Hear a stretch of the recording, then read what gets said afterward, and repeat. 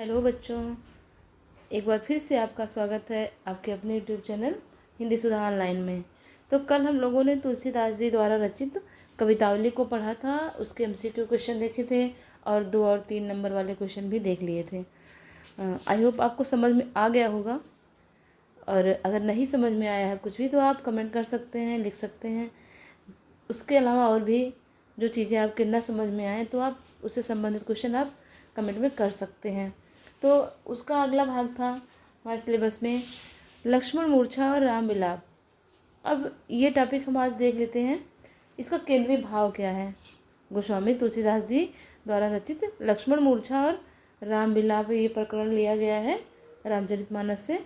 तो उसमें देख लेते हैं कि इसका केंद्रीय भाव क्या है। तो इसका केंद्रीय भाव है, रामचरितमानस ने लंका कांड से ग्रहित लक्ष्मण के शक्ति बाण लगने का प्रसंग कवि की मार्मिक स्थलों की पहचान का एक श्रेष्ठ नमूना है।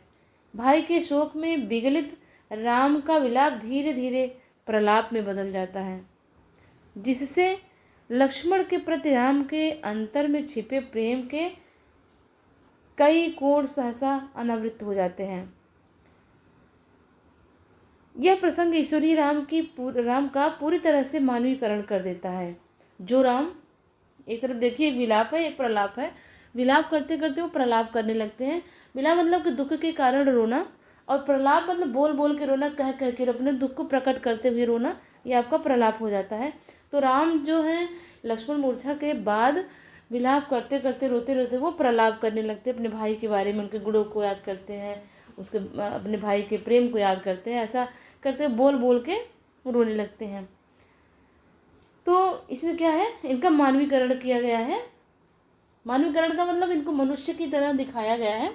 जैसा कि समाज में हमारे मनुष्य जो होते हैं, जो अपनी दिनचर्या जीते हैं, जैसा उनका कार्य होता है, जिस तरह से मनोदशा, जैसे जैसे उनके मनोभाव होते हैं उनके, उस तरह से भगवान राम के लिए भी दिखाया गया। भगवान राम ने अपने चरित्र को उसी तरह से दिखाया है, लोक कल्याण के लिए, कि एक मनुष्य की तरह वो सब कुछ कर सकते थे। चाहते तो लक्ष्मण मूर्छित ही न होते, और चाहते तो उनको बचा भी सकते थे, लेकिन ऐसा नहीं किया उन्होंने क्या किया, एक मनुष्य की तरह उनके ऊपर भी दुख आया, और दुख को मनुष्य कैसे सहता है उसी तरह से उस दुख का सहन उन्होंने भी किया। अब इसके बाद जिसे पाठक का काव्य मर्म से सीधे जुड़ाव हो जाता है, और वह भक्त तुलसी के भीतर से भी कवि तुलसी के उभर आने और पूरे प्रसंग पर उसके छा जाने की अनुभूति करता है। इस घने शोक परिवेश में हनुमान का संजीवनी लेकर आ जाना कवि को करुणा रस के बीच वीर रस के उदय का रूप दिखाई देता है। यह उपमा अद्भुत है और काव्यगत करुण प्रसंग को जीवन के मंगल विकास की ओर ले जाती है। यह तो आपका है केंद्रीय भाव। चौपाइयाँ जो दी गई हैं थोड़ी सी, उस चौपाई का थोड़ा सा भाग इसमें दिया गया है। तो इससे आधारित क्या है, बहुविकल्पी प्रश्न पहले देख लेते हैं। चौपाइयाँ देख लेते हैं, कौन कौन सी चौपाइयाँ हैं, ये पद्यांश जो दिया गया इसमें से, और इससे संबंधित कितने क्वेश्चन आंसर बन रहे हैं। तो उहाँ राम लक्ष्मण ही निहारी, बोले वचन मनुज अनुसारी, अर्ध रात गई कप नहीं आयो, राम उठाए अनुजुर लायो, सकउन दुखित देख मोहि काऊ, बंधु सदा तो मृदुल सुभाऊ, मम हित लाग तजौ पितु माता, सहयो विपिन हिम आतप बाता, सो अनुराग कहाँ अब भाई, उठहु न सुन मम बच बिकलाई। कितना मार्मिक ढंग से इन्होंने वर्णन किया है इसका।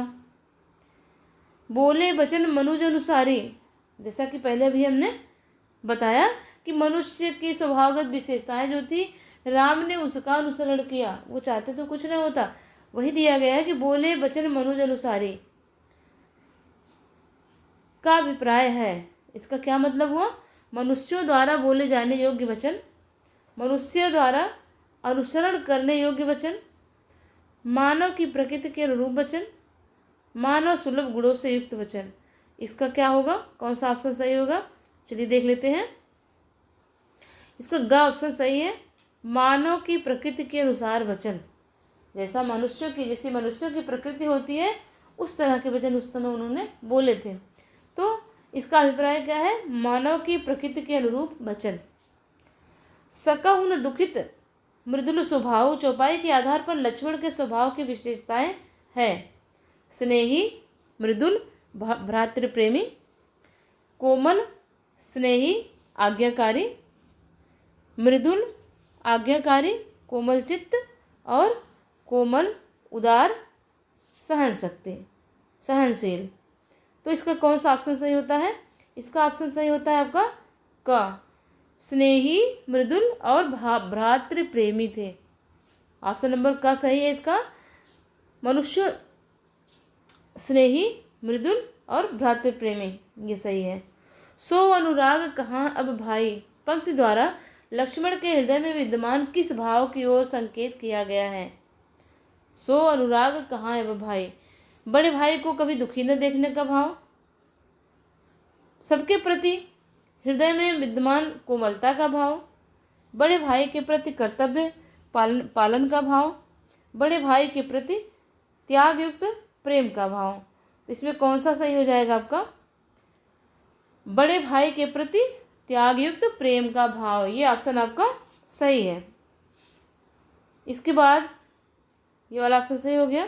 इसके बाद 4 नंबर पे देख लेते हैं। लक्ष्मण के हृदय में राम के प्रति अगाध प्रेम को व्यक्त करने वाली पंक्ति है। लक्ष्मण के हृदय में राम के प्रति अगाध प्रेम को व्यक्त करने वाली पंक्ति है। अर्धरात्रि गई कपि नहीं आयो,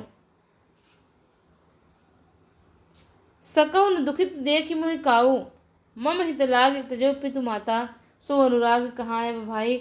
ये 4 चौपाइयाँ दी गई हैं, इसमें से कौन सा है जो लक्ष्मण के हृदय में राम के प्रति अगाध प्रेम को दर्शा रहा है? इसमें से कौन सा ऑप्शन सही हो जाएगा? इसको देखते हैं।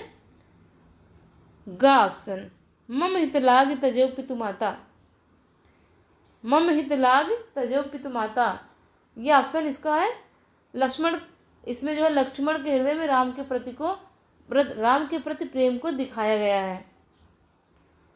काव्यांश का केंद्रीय भाव है लक्ष्मण के शोक में डूब जाने पर या डूबे राम के विलाप का वर्णन करना, दुख की स्थिति और दुख के प्रभाव का वर्णन करना, राम के निर्मल और उदार चरित्र का वर्णन करना, लक्ष्मण द्वारा राम के लिए किए गए त्याग का वर्णन करा। इसका केंद्रीय मूल भाव क्या है?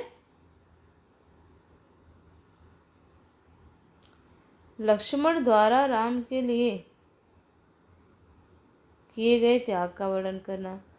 तो इसमें है लक्ष्मण के शोक में डूबे राम के विलाप का वर्णन करना इसका केंद्रीय भाव है, ना कि दुख को दिखाना, उनके त्याग को बताना, उनके चरित्र को, ये सब नहीं है, बल्कि क्या है कि राम विलाप को ही उनको केंद्रीय भाव में रखना था।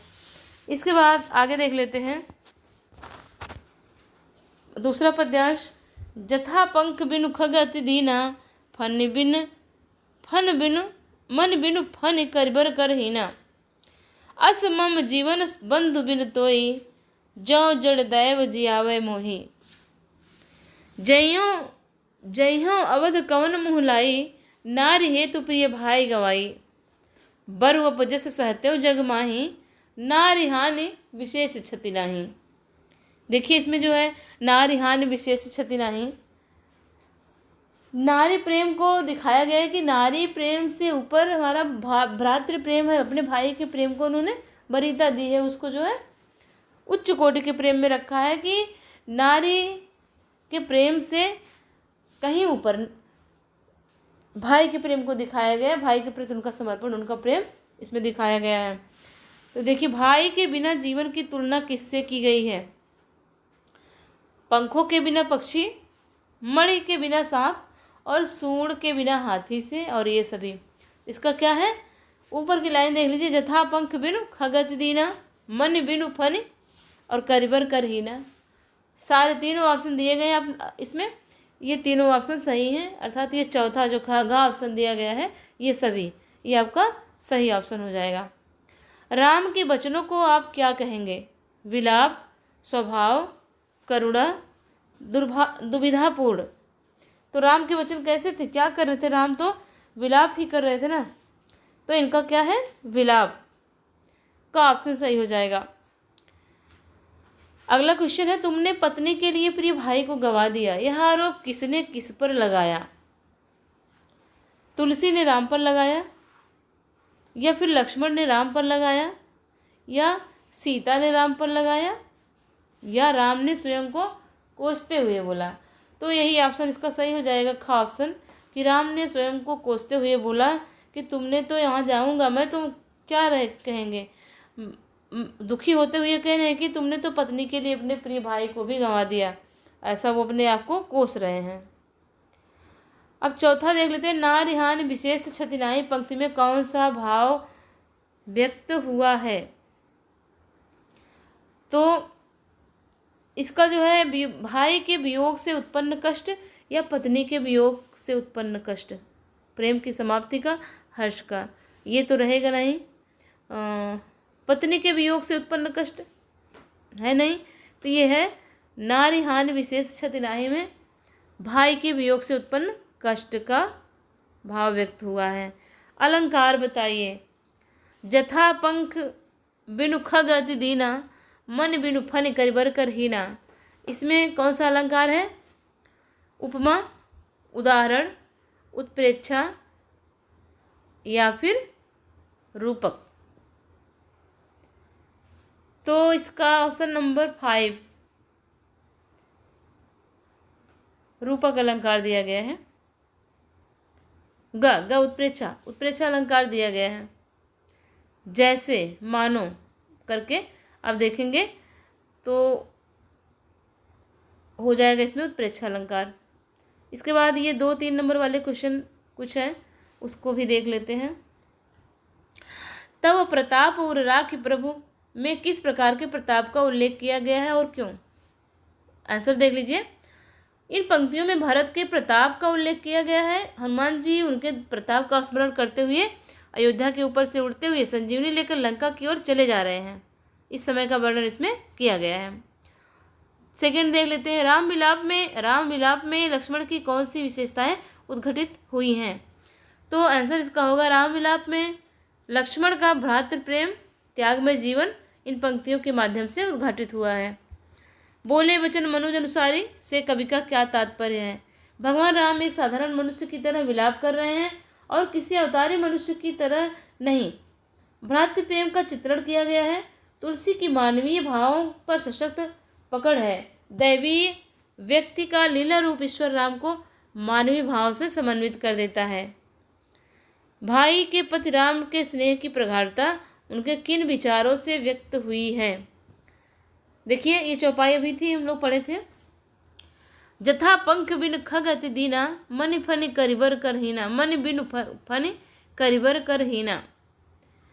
मम अस मम जीवन बंधु बिन तो ही, जो जड़ जय दैव जियावै मोही। यह विधि बहुविधि सोचत सोच विमोचन का विरोधाभास स्पष्ट कीजिए।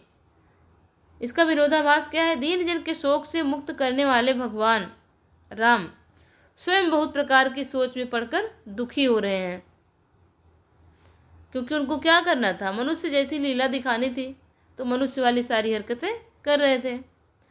अगला क्वेश्चन देखते हैं, हनुमान का आगमन करुणा में वीर रस का आना किस प्रकार कहा गया है? देखिए आंसर देखिए, रुदन करते हुए वानर समाज में हनुमान उत्साह का संचार करने वाले वीर रस के रूप में आ गए हैं। करुणा की नदी हनुमान द्वारा संजीवनी ले आने पर मंगलमयी हो उठी है। क्वेश्चन नंबर 7 देख लीजिए। राम ने लक्ष्मण के किन गुणों का वर्णन किया है? तो इनके गुण देख लेते हैं कौन कौन से हैं।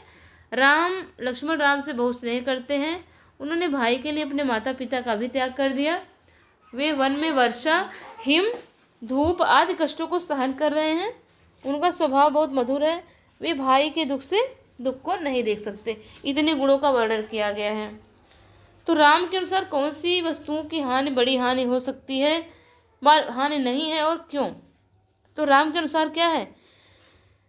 राम के अनुसार धन, पुत्र और नारी की हानि बड़ी हानि नहीं है, क्योंकि ये सब खो जाने पर पुनः प्राप्त हो सकती हैं, पुनः प्राप्त किया जा सकता है, लेकिन एक बार सगे भाई के खो जाने पर उसे पुनः नहीं प्राप्त किया जा सकता। लास्ट क्वेश्चन आप देखिए, हाथी के बिना पक्षी और सूंड के बिना हाथी, पंख के बिना पक्षी और सूंड के बिना हाथी की दशा क्या होती है? काव्य प्रसंग में इसका उल्लेख क्यों किया गया है?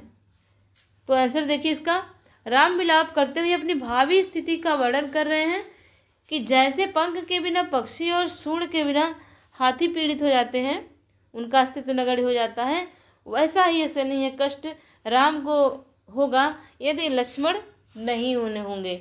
लक्ष्मण के न होने से राम को वैसा ही असाध्य कष्ट होगा। तो यहाँ ये क्वेश्चन आपके हो गए सारे। अगर इसमें कोई डाउट हो या इसके अलावा किसी भी वीडियो में आपको डाउट होता है किसी भी चीज़ के लिए, तो आप उसको कमेंट में पूछ सकते हैं।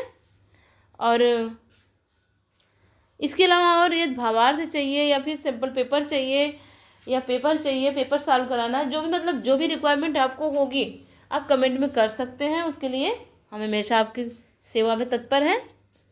थैंक यू, मिलते हैं अगले वीडियो में।